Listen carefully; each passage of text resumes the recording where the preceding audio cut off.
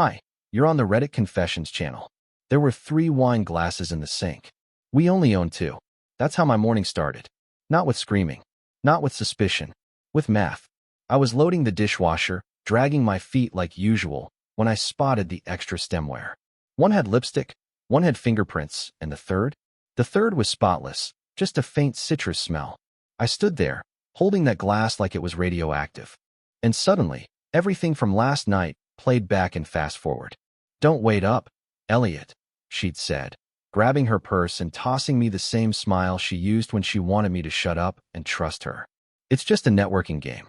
Paired interviews. Think of it like fake speed dating, but for branding exercises." Branding. She always threw that word around when she wanted to make something sketchy sound professional. I'd learned to nod, smile, and keep my comments to myself. But now, standing in my kitchen at 6:12 in the morning, staring at 3 wine glasses, I realized just how much I'd trained myself to ignore. And the worst part? She hadn't even bothered to hide it.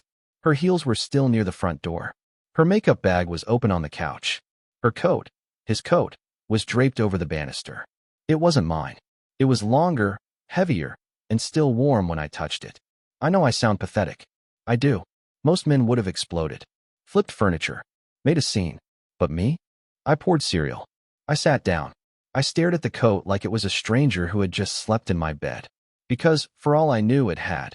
Ramona finally walked in around 9:40 a.m., humming, wearing one of my old shirts like it meant something. She didn't even look guilty, just tired. Glowing, even. That kind of glow you don't get from branding games. "Morning," she said, like she hadn't come home 3 hours late. I didn't answer. I just tapped the wine glass on the table once. Then again. A slow, sad rhythm. She stopped. "What's with the face?" I raised the glass. "This one's new." She looked at it, then back at me. "Oh, yeah, Derek came by. He needed help with the script." "The script," I repeated. "For the presentation. Don't make this weird, Elliot. He was here for, 20 minutes. I stood up, walked past her, upstairs, opened the closet, and calmly started packing her things. I didn't yell. I didn't accuse. I didn't cry. But when she followed me up, still trying to laugh it off, and saw what I was doing, she stopped glowing. And for the first time in a long time, she looked afraid. She just stood there at the doorway as I folded her sweaters into the suitcase like I was packing for a weekend getaway. Her mouth opened, then closed, then opened again. She blinked like she wasn't sure if she should cry or yell or just walk out and pretend this wasn't happening. Honestly, I didn't care which one she picked. I wasn't doing this for drama. I was doing it because I was tired of having to decode her lies like I was reading some encrypted diary. "Elliot," she finally said, her voice dipped in syrup, "what are you doing?" I didn't answer. I just kept folding. Quiet. Neat. Methodical. "Are you serious right now?" Over a wine glass. Over a wine glass. Like that was all this was. Like it hadn't been months of her laughing at texts she wouldn't show me, stepping out 4 calls from the team, changing her passwords, and telling me I was just in my own head anytime I asked her a question. "I told you," she said, coming closer now, voice sharpening. "He came over. Briefly. I didn't invite him. He just dropped by. You know how people are in this field. Boundaries are blurry." "Blurry," I muttered, zipping the suitcase shut. "Is that what you told him when you opened the wine?"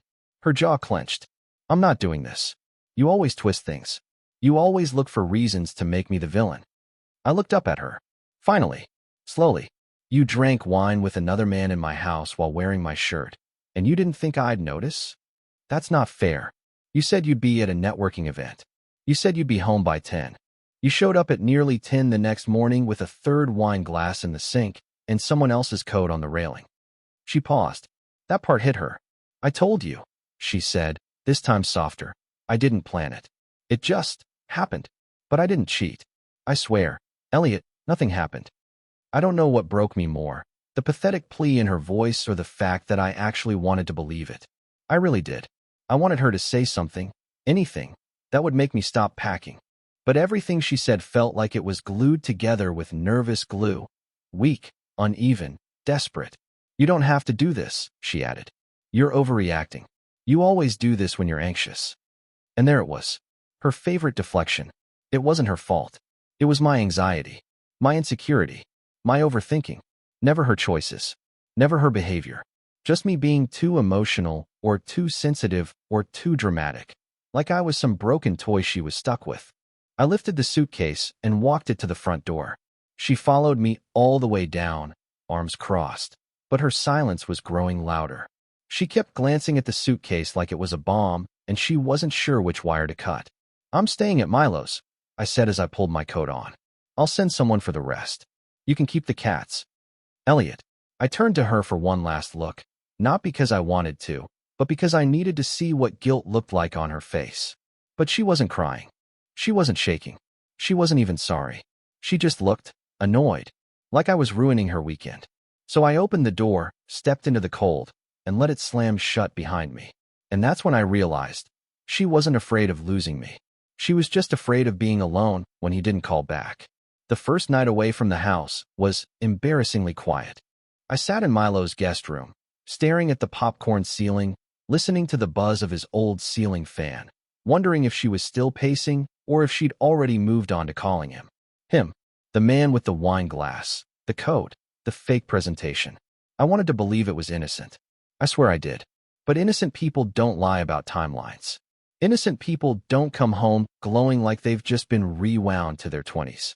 Milo kept trying to talk to me that night, but I wasn't really present. I was stuck on a loop, replaying every conversation from the past 3 months in my head. Every, "I'm just tired." Every, "it's a work thing." Every moment where she shrugged off intimacy and said I was being needy. Needy. That word always cut deep. The next morning, I made the mistake of checking our shared calendar. She had an entry labeled "Client Event, Downtown Lounge." A fake placeholder. She had actually scheduled her lie in advance. That's what broke me. So I did something weak.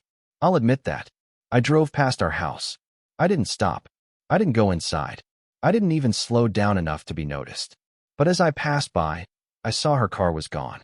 It was just past 9 a.m. on a Sunday. Now maybe she was out getting coffee. Maybe she went to clear her head. Maybe she was doing exactly what I was doing, driving in circles and pretending to be okay. But I didn't believe that. I circled back an hour later. Still gone. I texted her, short and simple. "Hope you're doing okay." She replied 7 minutes later. "I am. Are you?" I stared at that for too long. What was that? A peace offering? A test? A trap? "I guess," I finally wrote. "I just needed air." Her response came instantly. "You always run when you're overwhelmed. That's your pattern." There it was again, her favorite game. She got to hurt me, and I got to apologize for bleeding. But I wasn't ready to fight. Not yet. I waited until the evening. That's when the voicemail came. It wasn't from her. It was from a number I didn't recognize. A guy's voice. Hesitant. Stumbling over words. "Hey, I just wanted to say I didn't know she was married. I didn't. I swear. Man, I wouldn't have come over if I knew. She didn't tell me. She said you were separated. I'm sorry." I sat there frozen, phone to my ear, trying to swallow air. She said we were separated? She invited him over? And he apologized to me? I couldn't breathe for a second. I felt like the room shrank.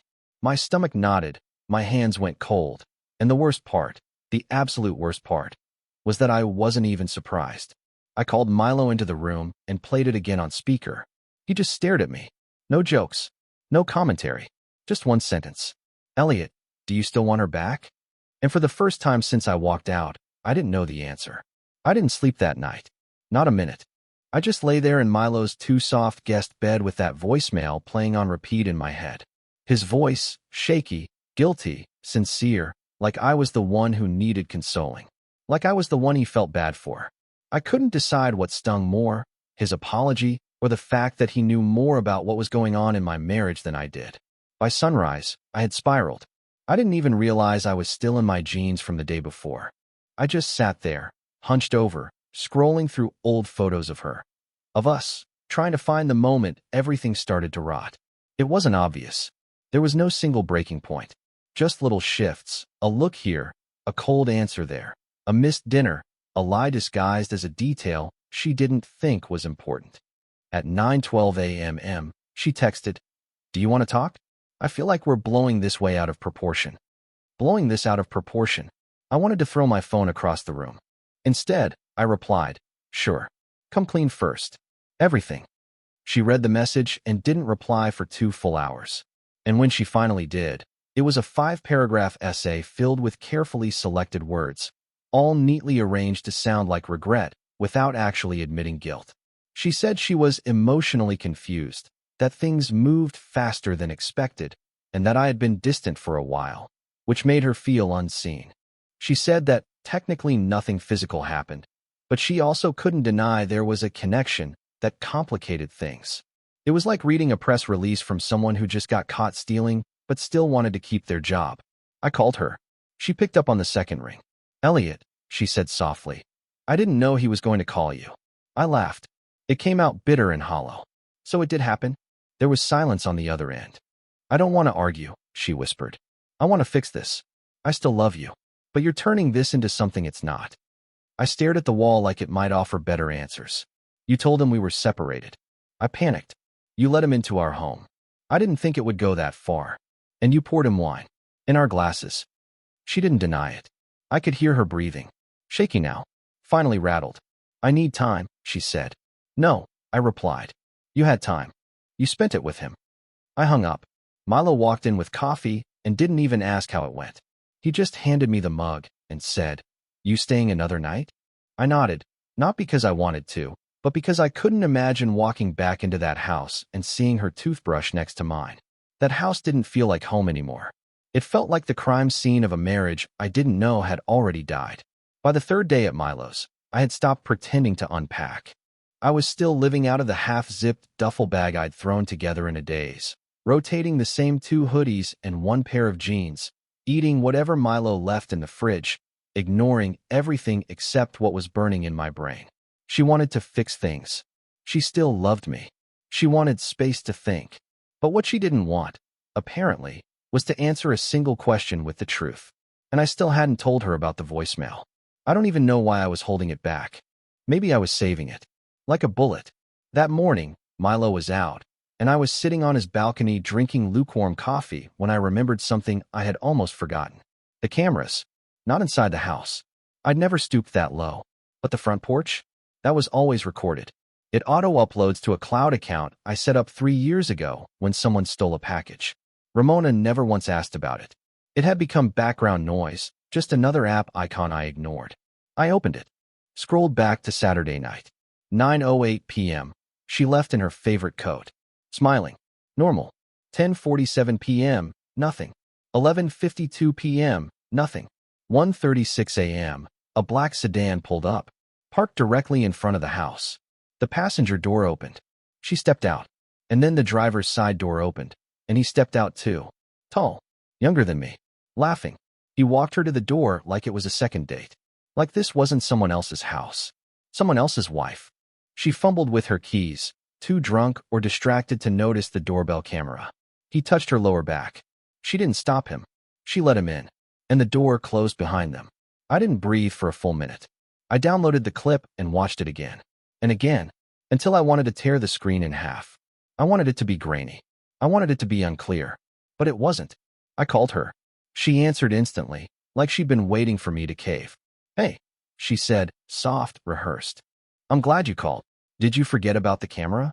I asked, barely recognizing my own voice. She didn't speak. "I saw it, Ramona. I saw everything." She sighed, like I was the one exhausting her. "So you checked the cameras?" "Of course you did." That tone she used when I asked too many questions. Like I was violating her privacy in a house I paid for. "You said nothing happened," I said slowly. "It didn't," she snapped back. "We had wine. We talked. He left. You didn't see what happened inside." "No," I said. "I saw what mattered." Then silence. Not the stunned kind. The calculating kind. Like she was building a new version of the truth in her head before speaking again. "Okay," she finally said. "Fine. Maybe I crossed a line. But you weren't exactly present lately either, Elliot." We both let the distance grow. There it was again. My fault. Somehow, I had driven her to drink wine with another man in our kitchen. I didn't yell. I didn't threaten. I didn't even cry. I just said, "When I come back, I'm bringing a moving truck." Then I hung up. And for the first time in years, I felt something that wasn't sadness or panic. I felt done. I don't remember driving home. I know I must have, because the truck ended up in the driveway, and the sun was still clinging to the edge of the sky when I stepped out. But the details are gone. Just white noise in my head, loud enough to drown out second thoughts. There's something sickening about standing in front of your own house and feeling like a trespasser. The grass was still patchy. The porch light still flickered. The door still creaked like always. But everything felt borrowed, like the warmth had been sucked out and replaced with a kind of silence that buzzed against your skin. She wasn't home. I hadn't told her I was coming. I wanted it that way. Milo helped me carry boxes and garbage bags through the door. I didn't say much, just pointed and nodded and tried not to collapse when I saw the framed photo of us from 2015 still sitting on the bookshelf. The one where she kissed my cheek and I looked like I'd just won the lottery. I packed it anyway. I don't even know why. Maybe for evidence. Maybe to remind myself that version of us had actually existed. Her scent was still in the bedroom. That soft floral cloud that used to calm me, but now felt like a trap. I held my breath as I grabbed clothes, books, my old guitar, the coat she said she donated years ago. Liar. It was still here, buried behind the jackets she never wore. I was halfway through the kitchen when the door opened. I didn't even look up. I didn't think you'd actually leave, she said quietly, closing the door behind her like she was afraid the neighbors would hear. I told you I would, I replied, still wrapping dishes in newspaper. She didn't move from the doorway. Just stood there holding a plastic bag from the grocery store, like this was just another Tuesday. Like we hadn't detonated everything between us with one night and 3 wine glasses. I didn't sleep with him, she blurted out. I finally looked at her. Okay, I said flatly. But you wanted to. Her face dropped. Not because I was wrong, but because I was right and she knew it. I was lonely, she said, almost choking on the words. You stopped seeing me, Elliot. You were always tired. Always distant. I laughed. Not because it was funny, but because I'd heard it all before, in every podcast, every article, every story where the one who broke everything blamed the cracks on the person who stayed. You don't get to cheat on me emotionally and then hand me the bill for it, I said, stepping past her. She grabbed my arm. Wait, can we at least talk? I stared at her hand on my sleeve. You talked, I said. You just did it with someone else. Then I pulled free, walked out the door, and didn't look back.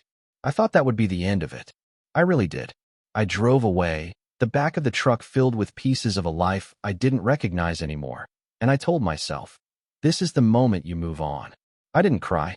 I didn't call anyone. I didn't even turn on the radio. I just drove in silence, gripping the wheel like it was the only thing keeping me tethered to reality. But endings are never clean, are they? I stayed with Milo for another 3 nights. I kept to myself mostly, drifting through the days like a ghost in a borrowed space. Every now and then, I get a text from her. Nothing angry, nothing desperate, just casual. Hope you're eating. The cats miss you. Your mail's piling up. I didn't respond. I couldn't. Because if I opened that door even a crack, I knew she'd find a way to wedge herself right back in. Then, the 4th night, I came back to Milo's and saw her car in the driveway. Not parked. Blocking it. I froze. She was sitting inside, engine off, staring straight ahead like a statue. Her hands were clenched on the wheel, her eyes red. She saw me through the windshield but didn't get out. Just waited, daring me to ignore her. I didn't take the bait. I walked past her car and up to the door. That's when she rolled the window down. You forgot one thing, she said. I stopped. Not because I cared, but because I was so tired. What? She held up a small, flat box. Wrapped. Ribbon. My name scribbled across the top in her handwriting. I didn't take it. What is that? I asked. My anniversary gift to you, she said quietly. I bought it before all this. Before? I said nothing. I know it doesn't matter now, she added. But I just wanted you to know I was still trying. Even when I was lost. I should have walked away. Instead, I took it. Back inside, Milo raised an eyebrow but didn't say anything. I sat on the edge of the bed, unwrapped the box with trembling hands. Inside was a watch. Engraved on the back, still yours, always. R. I stared at it until my vision blurred. She had been planning a gift while planning her betrayal. She wanted credit for trying while still lying. She gave me a timeline I couldn't live with, proof that even while smiling in front of me, she was spiraling behind my back. And now, she was handing it to me like some kind of twisted apology. I didn't throw the watch away, but I didn't wear it either. I just closed the box and started writing everything down. Because sometimes the only way to survive someone's lies is to make sure you never forget the truth. The watch stayed in the drawer for weeks. I didn't look at it. I didn't touch it. But I didn't throw it away either. It sat there like a ghost of everything that went wrong. Too painful to wear, too honest to destroy. In a weird way, it became the final chapter of our marriage. Not because it meant something, but because it reminded me that I still had choices. I didn't have to accept what she gave me anymore, especially not when it came wrapped in guilt and tied with false sentiment. The divorce papers were signed a month later. She didn't fight. She didn't cry. She just nodded like she had already said goodbye to me long before I ever left. I thought I'd feel wrecked. I thought I'd crumble when it was finally over. But instead, I felt light. Not joyful, not triumphant, just free. Like someone had been sitting on my chest for years and finally got up. I moved into a small place just outside the city. Nothing fancy, but it was mine. No secrets in the walls. No wine glasses that didn't match. Just silence and sunlight and the sound of a coffee maker that didn't remind me of anyone else. Funny thing is, I started remembering who I used to be.